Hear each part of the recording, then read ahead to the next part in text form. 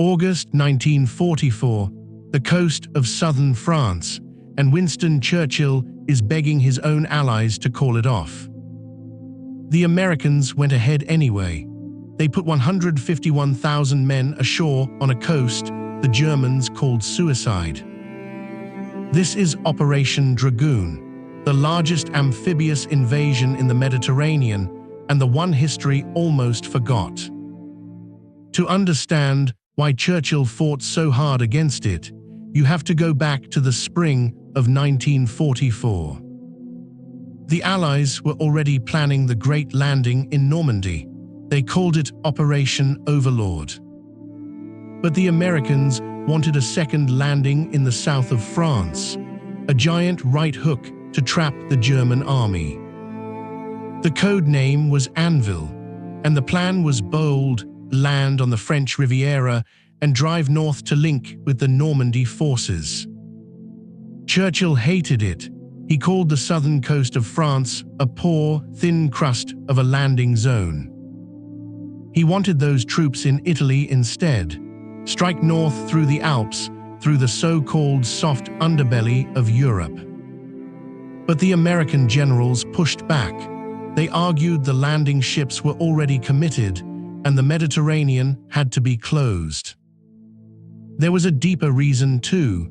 The port of Marseille, whoever held it, held the fastest supply route into France. In June of 1944, the Allies launched Overlord in Normandy.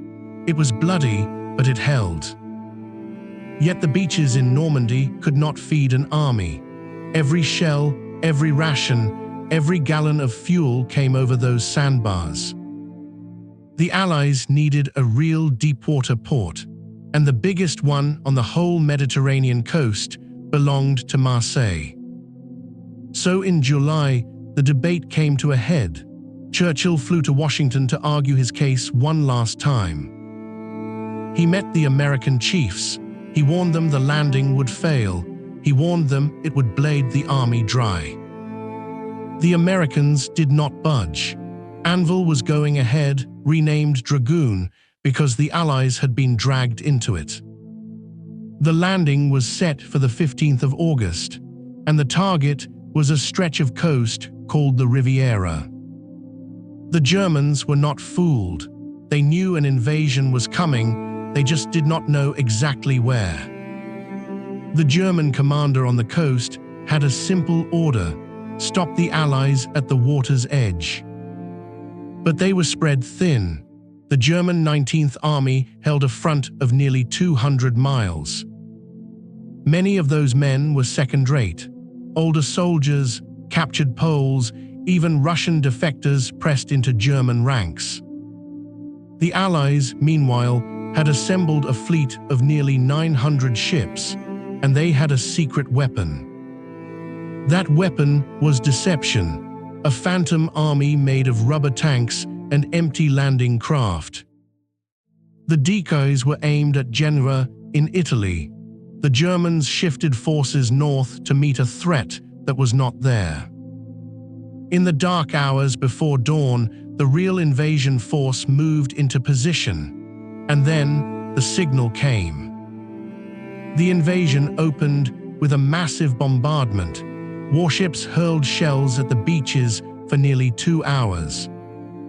Then the landing craft ran in, and the first wave hit the beaches of the Riviera. The resistance was real, but patchy. Some beaches were taken almost without a fight. But at one beach, codenamed Camel Red, the Germans had machine guns on the high ground, and they were waiting. The fighting there was the sharpest of the day. Dozens of American soldiers fell on that single stretch of sand. By late afternoon, the beachhead was secure. The Americans had done in hours what the Germans swore was impossible. And now the race began, a race north, to cut off the German army before it could escape into Germany. The German retreat was a desperate gamble. If they could cross the Rhone Valley, they might live to fight another day. The Americans knew this. and so they launched a second landing, this time to cut the escape route. On the 15th of August, paratroopers dropped behind the beaches. Their job was to hold the roads north. Meanwhile, the main force pushed inland with stunning speed. The Germans had no answer for it. Within days, the Allies had taken the key city of Toulon, and then they turned on Marseille. Marseille was the prize, the port the Americans had gambled everything to reach. The German garrison fought hard. They sabotaged the docks, the cranes, the warehouses. But the Allies had an ace in the port, a unit of French commandos who knew every stone of Marseille.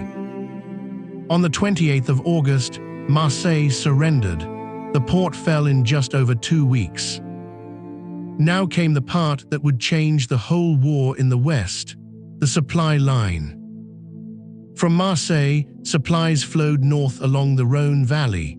The route was nicknamed the Chocolate Bar. Why the nickname? Because it delivered the sweetest thing an army could want, a steady flow of fuel and food. And it worked. The route moved more than 1 million tons of supplies in just a few months. Meanwhile, the German 19th Army was still running north. The trap was closing around them. But the Allies were not the only enemy the Germans faced. The French resistance rose up across the whole south. Roads were cut, bridges were blown. Every mile of the German retreat became a running fight. While the Germans ran, a different battle was being fought in London, a battle of maps and pride. Churchill had never wanted this invasion. He had argued against it for months. His plan was different. He wanted the Allies to strike north through the Balkans instead. Churchill saw the Balkans as a way to reach the heart of Europe and to shape the peace that would follow. But the Americans saw it differently. To them, the Balkans were a sideshow. They argued that every division sent to the Balkans was a division that would not be in Germany. The argument grew bitter. At one conference, Churchill stormed out of the room. He even threatened to resign. He told the Americans that history would judge them harshly. But the Americans held firm. President Roosevelt had made his decision, and he would not bend. In the end, Churchill lost the argument. Operation Dragoon would go ahead as planned. But even as it happened, the British Prime Minister watched with a heavy heart. He boarded a ship to see it for himself. He needed to see with his own eyes whether this great gamble would work, or whether it would fail. What he saw surprised him. The beaches were already secure. The landing had worked. He is said to have told the Americans that he had been wrong, that the invasion was a success. But the victory was not yet complete. The German army was still running north, and the trap was not yet closed. The race up the Rhône Valley would decide everything, and the Allies had a plan to end it. The plan was simple, and it was ruthless. Cut off the German retreat at the narrow Rhône Valley. The Germans had to pass through one place to escape, a bottleneck called the Montélimar Gap. Every German truck, tank, and gun had to funnel through this one narrow corridor. If the Allies could hold the high ground above it, the retreat would become a slaughter. The Allies rushed a task force north to the town of Montélimar. Their orders were blunt: stop them. But the race was tight. The Germans were moving fast, and the gap was wide open. On the 21st of August, the first American units reached the high ground above the town.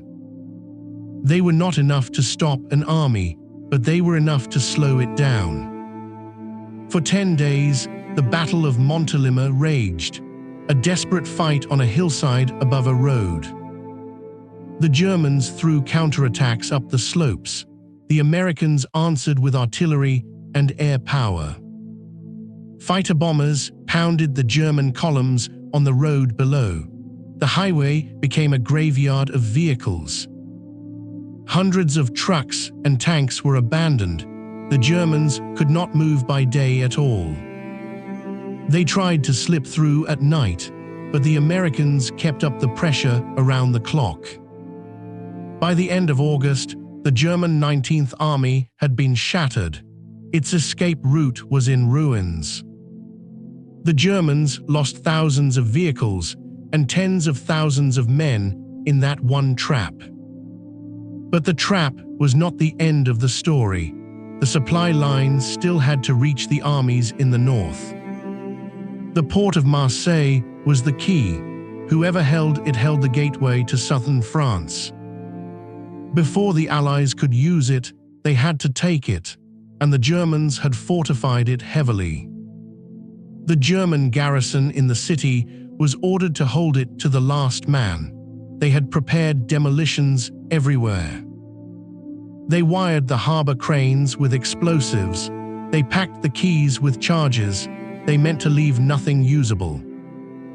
The Allies knew the port was vital, so they threw everything they had at the city. On the 28th of August, the city fell. The garrison surrendered after days of street fighting. But the Germans had done their work. The port was a ruin. The cranes lay twisted in the water. Rebuilding it would take weeks, and the armies in the north were running out of fuel and shells. Then the engineers got to work. They worked around the clock to bring the port back to life. Within 3 weeks, the port was partially working again. Ships began to unload their precious cargo.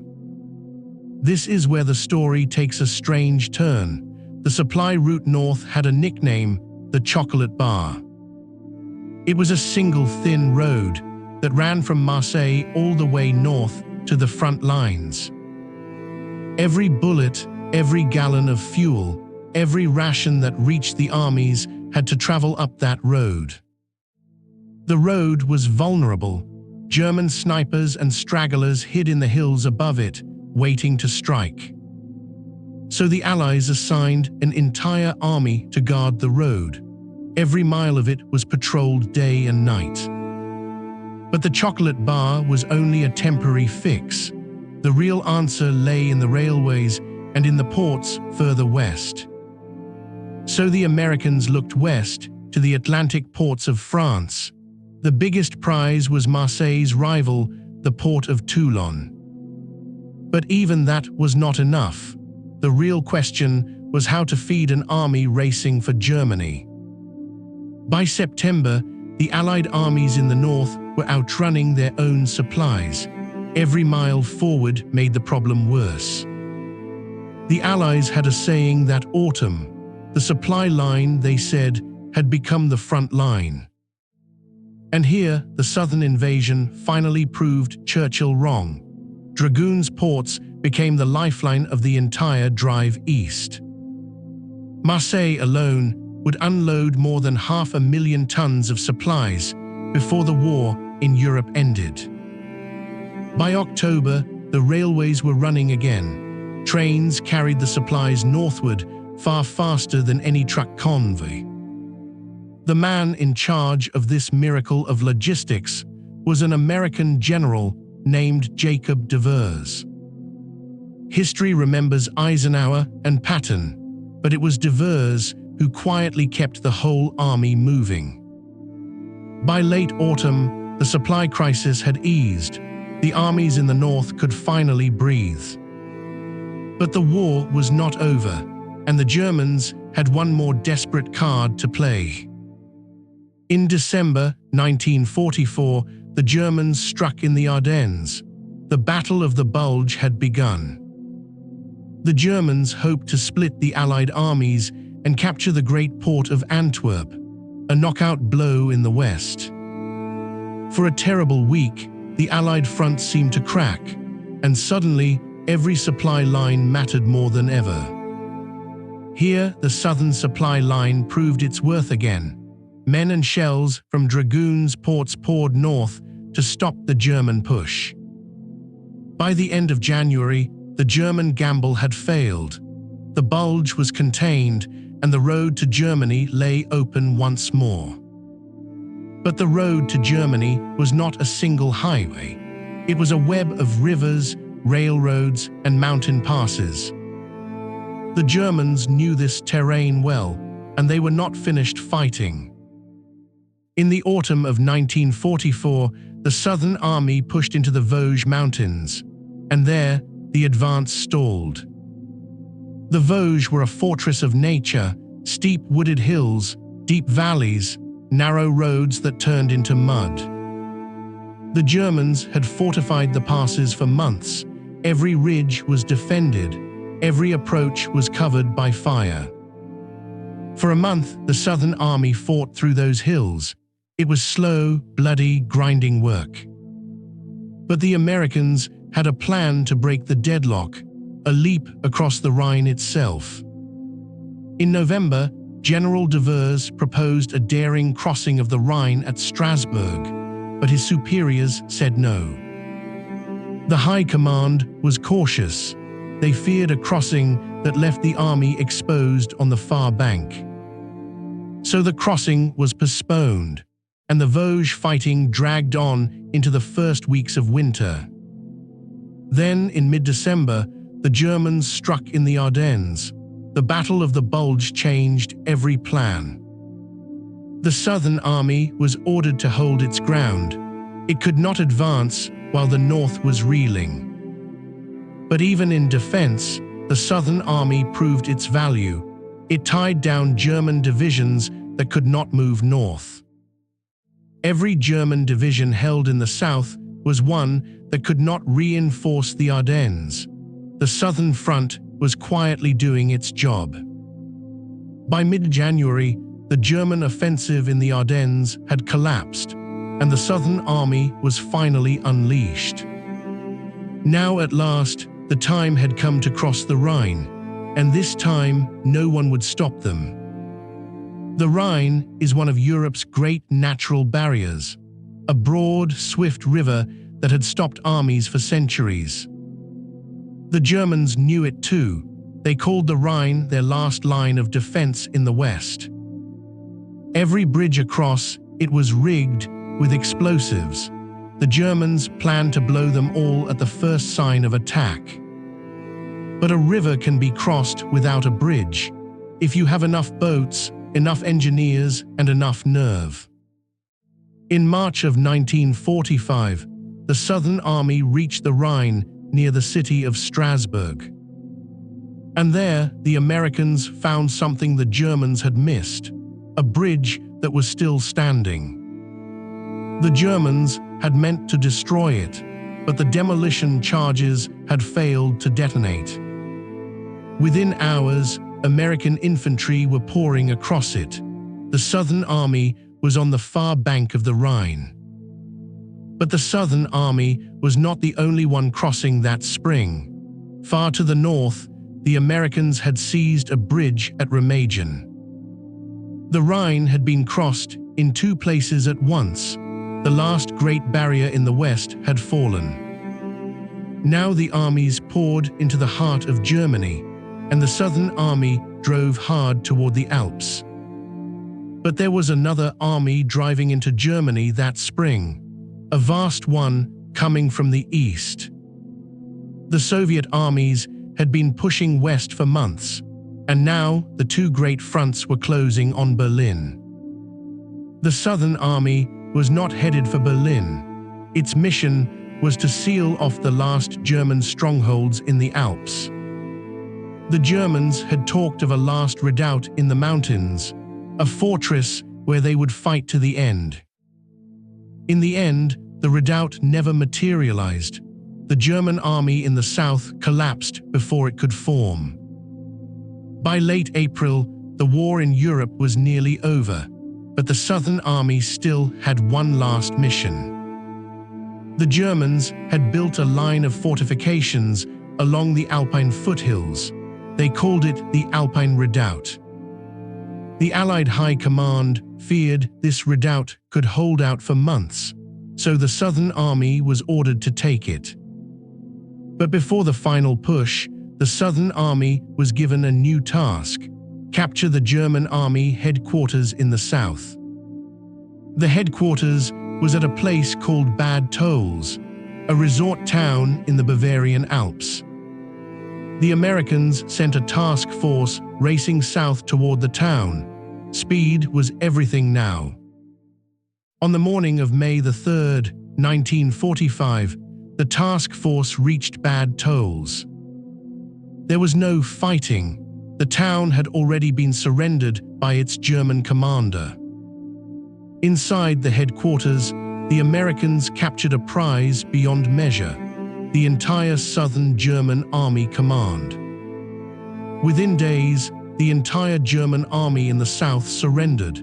The Alpine Redoubt never happened. On May 8, 1945, Germany surrendered unconditionally. The war in Europe was over. But the story of Operation Dragoon does not end in Europe. Its legacy reached across an ocean. The port of Marseille, captured in those first weeks, became a vital lifeline for the final campaign. By the spring of 1945, that port handled more cargo than any other in the Allied war effort. Every shell, every gallon of fuel, every ration that fed the drive into Germany could move through that one harbor. And that supply line was built on a gamble, a landing Churchill had called a waste of men and ships. To understand that gamble, you have to look at what Marseille actually delivered. In the last year of the war, it handled over 4 million tons of cargo. That was more than any other port in the entire Allied war effort. Every day, the port fed the armies that were driving toward the Rhine. But the supply line that carried it had a strange nickname: the Chocolate Bar Route. It ran from the port of Marseille, up the Rhone Valley, and straight to the front. Why the odd name? Because the route was built on a single, narrow corridor of road. A single bomb, a single blown bridge, could shut the whole thing down. So the Allies protected it with everything they had: fighters, anti-aircraft guns, and camouflage. And here is the irony: the route Churchill had called a waste was feeding the war machine he led. By the spring of 1945, the Southern Army was one of the best supplied in the entire theater. Those supplies let it cross the Rhine, race through Bavaria, and take the Alpine Redoubt. So the question stands: was Churchill right to oppose the landing, or were the Americans right to insist? Churchill feared it would drain men from the Italian front, where he wanted to strike toward Vienna. But the American High Command saw it differently. They wanted a single, overwhelming drive into Germany. In the end, history gave the answer. The Southern landing shortened the war and saved lives. But measuring that legacy takes more than tonnage. It takes a look at the men themselves. The Southern Army was built mostly of divisions that had fought in Italy and North Africa. Many had landed at Anzio. Many had climbed the mountains of Italy. These were not green troops. They were the hardcore of the Mediterranean theater. They had already learned the cost of war, and they knew how to survive it. And now they were asked to do it again, a second landing on a new coast. The men themselves had a private name for the operation. They called it the Champagne Campaign. Because the landing itself was nearly bloodless, the beaches fell in a single day. But the veterans knew better than to call it easy. The easy part was only the first day. Toulon held out for nearly 2 weeks. Its defenders fought from every fort and bunker. And the port of Marseille was rigged to destroy itself. The Germans had wired the docks to explode. So the Allies did something extraordinary. They rebuilt the port from the wreckage. Within weeks, the first Liberty ships were unloading. Within months, the port was working at full capacity. That recovery was an engineering triumph, and it proved Churchill's worst fears wrong. He had warned that the landing would bleed the Italian front dry. Instead, it broke the German line in the south. And the Italian front did not collapse. It held, and it kept its own pressure on the Germans. So the debate was settled, the landing had worked, and the supplies were flowing. But the true measure of Dragoon is not in tonnage alone. It is in what the port made possible. Consider the numbers. In the first 100 days, the port moved 3 million tons of cargo. That was 1/3 of all supplies shipped to Europe through a single port. And those supplies did not just feed the South, they fed the entire Allied advance. Here is the part of the story few people know. The Southern Army changed the shape of the final campaign. While the main armies pushed east from Normandy, the Southern force drove north up the Rhône. They linked up with the Normandy forces in September. The two fronts became one. That unity gave Eisenhower a continuous front, from the Mediterranean to the North Sea. And it forced the Germans to fight on two fronts at once, something they could not sustain. The German 19th Army, which had held the South, was cut off and destroyed. That was no small victory. It removed an entire army from the German order of battle. Now consider the cost. The Southern campaign was fought with remarkable economy of lives. The Allies took the whole of southern France with fewer casualties than one bad week in Normandy. Because the Germans had pulled their best divisions north, the defenders left behind were second-rate. So the gamble that Churchill feared was, in the end, a cheap victory, a victory bought with planning, not blood. But the Southern Army did more than hold ground. It gave the Allies a second road into Germany. The Germans had expected the main Allied thrust to come through the Low Countries, straight into their industrial heartland. So they massed their best armored divisions in the north, and they left the southern approach thinly guarded. The Southern Army walked into that gap, and it walked in fast. By the end of September, they had advanced 400 miles, from the beaches to the foothills of the Alps. That pace stunned the German High Command. They had not expected speed from a southern landing. Now here is where the story turns again, because the Southern Front was about to face its hardest test. In November, the Southern Army ran into the Vosges Mountains, and the Vosges were a fortress of forest and stone. The Germans defended these passes with skill. They knew the ground, and they used it well. The fighting in the Vosges was slow and brutal. Every ridge was contested. Every valley cost lives.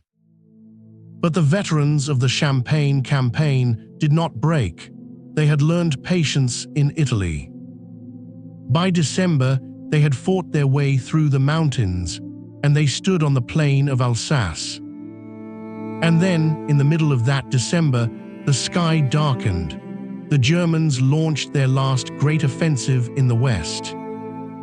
It was the Battle of the Bulge, and it threw the entire Allied front into crisis. Now consider the timing. The Southern Army had just reached the Rhine plain, and the Germans struck in the north. And the Southern Army had to respond. It could not simply hold its ground while the north burned. But the Southern Army had no spare divisions. Every man was committed to the line. The German offensive in the Ardennes was not just aimed at the north, it was aimed at the whole Allied coalition. Hitler's plan was to seize the port of Antwerp and to split the British and American armies in two. For the first week, the situation looked desperate. The German spearheads moved faster than anyone expected. Eisenhower had to find reserves from somewhere, and the only untouched reserve was the Southern Army. So the Americans did something bold. They ordered the 6th Army Group to turn north and to attack the German flank.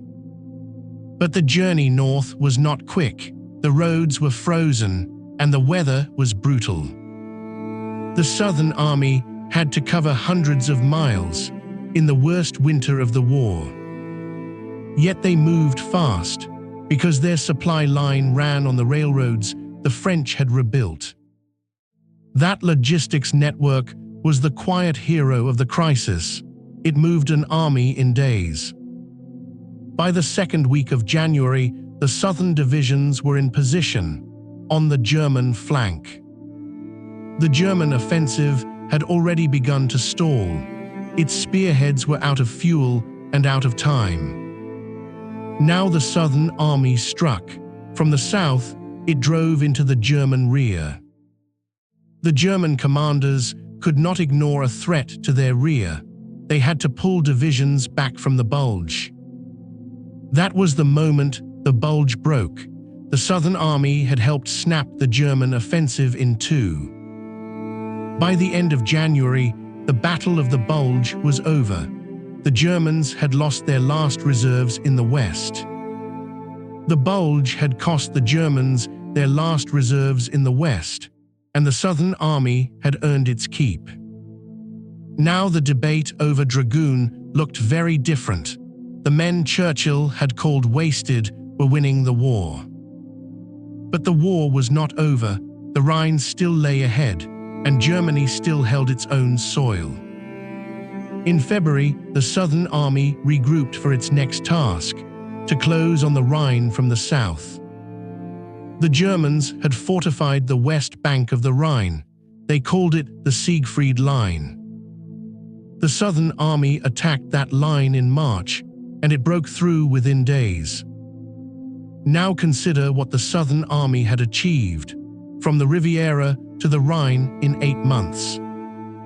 That advance had opened the port of Marseille, and Marseille fed the entire southern drive. Here is the quiet irony of the whole debate. The supply route Churchill dismissed was carrying the war. The Americans had argued the southern route was the arithmetic of victory. By spring, the arithmetic had proven them right. In late March, the Southern Army crossed the Rhine. They met up with the forces driving down from the north.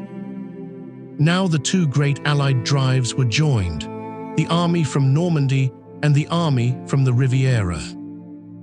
From there, the Southern Army swung east, straight into the heart of the German war economy. They drove toward the Bavarian Alps, and they crossed into Austria by early May. On the 8th of May, 1945, Germany surrendered. The war in Europe was over. And the Southern Army had been there at the end. The invasion Churchill tried to cancel had helped finish the war.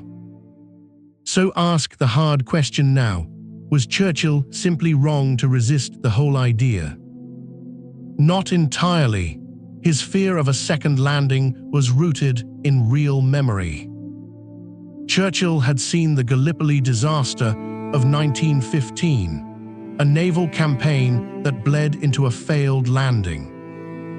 That campaign had cost tens of thousands of lives, and it had nearly ended his own career. So when the Americans proposed another landing, Churchill saw the ghost of Gallipoli return.